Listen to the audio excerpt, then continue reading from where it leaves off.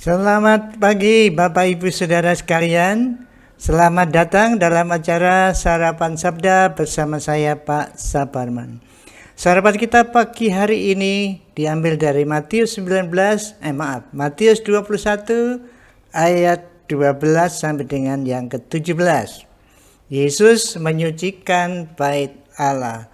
Tentu saja ini masuk bait Allah yang kedua ya. Kalau yang pertama di kitab Injil Yohanes ya, di sana pasal 2 ada Yesus juga masuk ke bait Allah. Oke, saya bacakan firman Tuhan pada pagi hari ini. Lalu Yesus masuk ke bait Allah dan mengusir semua orang yang berjual beli di halaman bait Allah. Ia membalikkan meja-meja penukar uang dan bangku-bangku pedagang merpati. Dan berkata kepada mereka, ada tertulis, rumahku akan disebut rumah doa, tetapi kamu menjadikannya sarang penyamun. Maka datanglah orang-orang buta dan orang-orang timpang kepadanya dalam bait Allah itu, dan mereka disembuhkannya. Tetapi ketika imam-imam kepala dan ahli-ahli Taurat melihat mujizat-mujizat yang dibuatnya itu, dan anak-anak yang berseru dalam bait Allah, Hosana bagi anak Daud, hati mereka sangat jengkel. Lalu mereka berkata kepadanya, engkau dengar apa yang dikatakan anak-anak ini? Kata Yesus kepada mereka, aku dengar. Belum pernahkah kamu baca dari mulut bayi-bayi dan anak-anak yang menyusu engkau telah menyediakan puji-pujian? Lalu ia meninggalkan mereka dan pergi keluar kota ke Betania dan bermalam di situ. Bapak Ibu Saudara sekalian, Yesus masuk Yerusalem, Palm Sunday, Hosana, Hosana, anak Daud, Hosana, terpujilah yang maha tinggi. Hosana di tempat yang maha tinggi, tapi tidak masuk ke istana. Ini tuh raja tidak masuk ke istana, tapi masuknya kemana? Masuknya ke bait Allah. Ini Mesias, raja, segala raja yang lain daripada yang lain. Masuk istananya nanti pada waktu dia datang kedua kali, tapi sekarang dia masuknya ke bait Allah, dan di situ langsung Tuhan Yesus marah ini. Tuhan Yesus lalu mengusir semua orang yang berjualan di pelataran. Itu pelataran orang non-Yahudi pasti yang dipakai, sehingga ada penjual dipakai untuk berjual merpati, tukar uang, karena harus pajak, harus bayarnya itu pakai uang Yahudi, koin Yahudi, tapi mungkin orang diaspora di luar Palestina datang ke situ membawa uang Roma, jadi harus ditukar. Kemudian juga ada merpati, mungkin mereka tidak bawa, itu untuk orang miskin ya, jadi beli merpati di situ. Tidak tahu merpatinya seperti apa memenuhi syarat untuk persembahan, atau ada kambing domba di sana. Apakah kambing domba itu sudah diteliti semua memenuhi syarat atau tidak? Tetapi yang jelas perbuatan itu disebut oleh Tuhan Yesus penyamun. Mungkin saja ini para pedagang ini sudah sekongkel dengan para imam ya, sudah, jadi para imamnya dapat duit, pasti dapat setoran dari mereka, sehingga mereka menjual hampir pastilah mereka ini di luar aturan. Maksud saya merpatinya harus begini, kambingnya harus muda, domba harus muda, harus tidak bercacat dan bercelat. Pokoknya kalau beli di situ beres lah. Jadi makanya disebut penyamun. Mengapa disebut penyamun? Jelas sekali di sini, ibadah dibisniskan.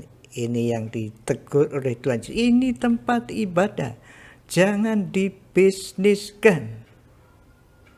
Jadi ibadah untuk kepentingan bisnis para elit, ya elitnya imam-imam itu, dan tentu saja dengan pengusaha-pengusaha yang lain yang suka nyogok, itulah disebut penyamun. Tuhan Yesus keras sekali ini. Dan ini diperingatkan kepada mereka, lalu ditulis oleh Matius kepada kita, kepada orang pembacanya, mengingatkan jelas supaya saudara dan saya tidak membisniskan ibadah. Bukankah ini keras? Bapak Ibu Saudara, itu teguran untuk kita. Kita memang bergereja, mengadakan upacara acara ibadah, mengadakan acara doa, mengadakan acara puji-pujian. Kita mengundang orang. Kita mungkin pakai iklan. Apakah itu tidak membisniskan? Saudara-saudaraku, kita tidak boleh menghakimi. Ada puji-pujian, kemudian mengundang penyanyi, kemudian mengundang orang, lalu ada bayarannya. Di situ memuji Tuhan, di sana ada doa dan macam-macam. Apakah itu ibadah yang dibisniskan?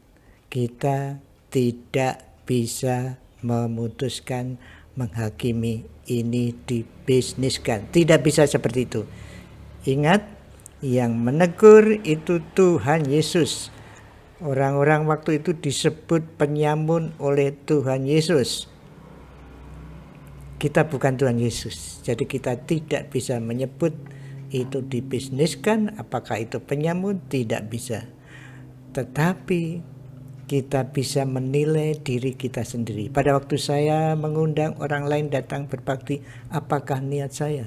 Apakah niat saya supaya persembahan gereja saya banyak? Nah, itu baru membisniskan kalau seperti itu. Jadi niatnya apa? Itu yang dinilai. Mari Bapak Ibu Saudara sekalian, peringatan keras bagi kita pada waktu kita mengadakan doa persekutuan, mari kita lihat niat kita. Jangan sampai kita ditegur oleh Tuhan Yesus penyamun, karena rumah Tuhan dipakai untuk doa. Seharusnya begitu. Mari kita hari ini menilai hidup kita. Jangan menghakimi orang lain. Tapi mari kita mengkoreksi diri kita. Sudahkah kita berbakti sepenuh-penuhnya dan tidak memakai kebaktian untuk keuntungan kita? Mari kita berdoa. Terima kasih Tuhan Yesus, Engkau menasihatkan kami, menegur kami supaya kami memakai acara-acara kebaktian hanya untuk kemuliaan. Acara berdoa, persekutuan, PA, semuanya untuk kemuliaan nama-Mu. Jangan sampai untuk diri kami sendiri atau untuk kelompok kami.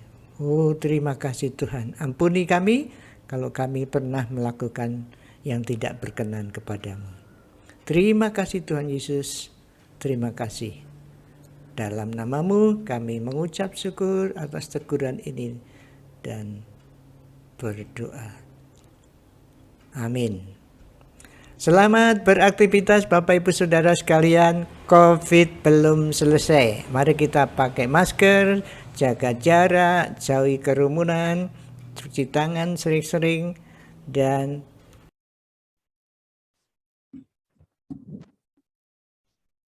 terima kasih Bapak Ibu Saudara telah mengikuti acara Sarapan Sabda. Jikalau ada kritik atau saran, silakan menghubungi kami. Ini ya.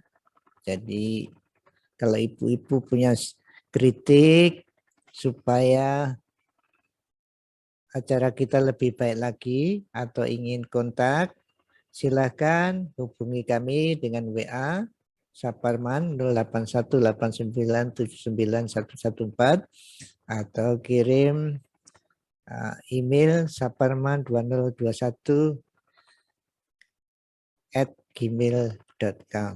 Terima kasih, Tuhan memberkati Bapak Ibu Saudara sekalian. Tuhan memberkati. Amin.